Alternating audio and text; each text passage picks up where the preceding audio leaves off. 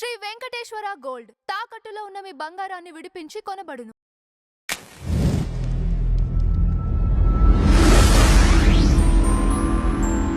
Sir, బాలీవుడ్‌లో చాలా ప్రతిష్టాత్మకంగా రూపుదిద్దుకుంటున్న మూవీ 'రామాయణ'.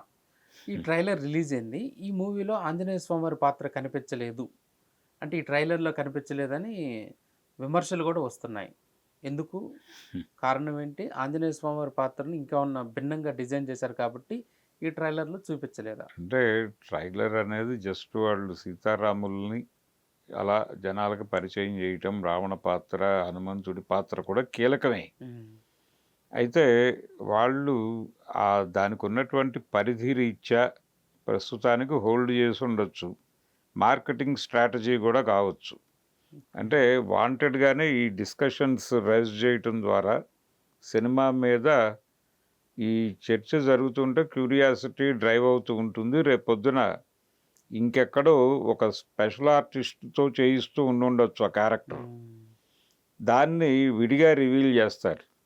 విడిగా రివీల్ చేసి ఈ హడావిడంతా నడవాలి.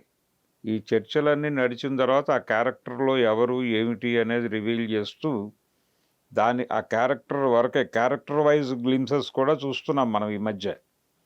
అలా నెమ్మదిగా కొన్ని క్యారెక్టర్స్‌ని ఆ పద్ధతిలో కూడా పుష్ చేయొచ్చు. రామాయణంలో కీలక పాత్రలు చాలా ఉన్నాయి. అందులో హనుమంతుడు అనేది నిజానికి మనం కమర్షియల్ సినిమా ఫార్మాట్‌లో సలీం జావేదులు వీళ్ళందరూ ఫాలో అయిన ఫార్మాట్ రామాయణమే. ఎందుకు సలీం జావేద్ సినిమాల్లో హీరో ఉంటాడు, హీరోయిన్ ఉంటుంది, విలన్ ఉంటాడు, ఈ గోలంతా ఉంటుంది కానీ ప్యారలల్‌గా హీరోకి ఉపయోగపడే ఒక బలమైన క్యారెక్టర్ రోల్ ఉంటుంది. అది ఎక్కువ ప్రాన్ చేసేవాడు. డాన్ సినిమాలో ప్రాన్ చేసినటువంటి ఆ రింగ్ మాస్టర్ క్యారెక్టర్ కావచ్చు, ఇవన్నీ. అలాంటి క్యారెక్టర్లు ఎందుకుంటాయి అంటే హనుమంతుడి ఇన్స్పిరేషనే అది.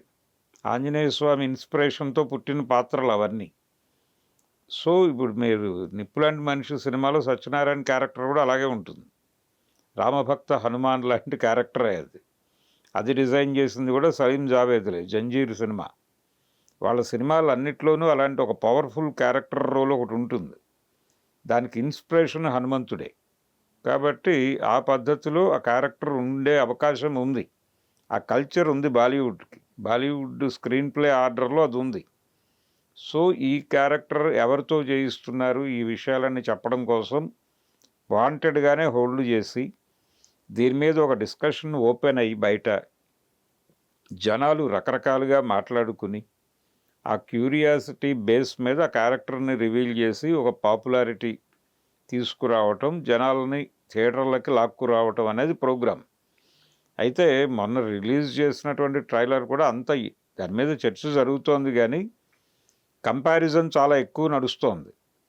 ఆయన్ని రాముడిగాను, అలాగే సాయి పల్లవిని సీతగాను వాళ్ళు చూపించిన పద్ధతి అది పర్వాలేదు అన్నట్టుగా ఉంది కానీ ఇంతకు ముందు చూసినటువంటి సీతల్ని లేకపోతే ఇంతకు ముందు జనాలకు పరిచయం ఉన్నటువంటి రాముళ్ళని మించి అయితే కనిపించలేదు.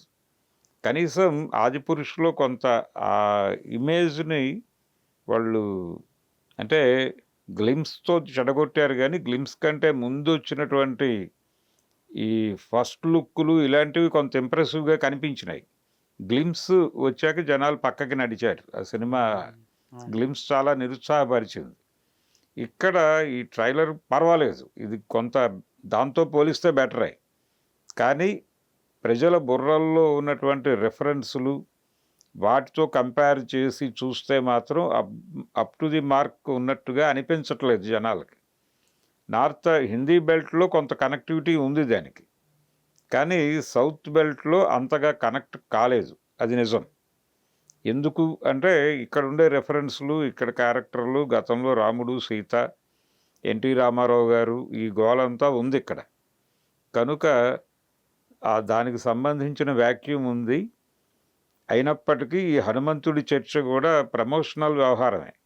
ప్రమోషన్ జరగటం కోసమే దీన్ని వ్యూహాత్మకంగా వాళ్ళు పక్కకి పెట్టి ఈ చర్చని రేపుతున్నారు అని అనుకోవాల్సి ఉంటుంది.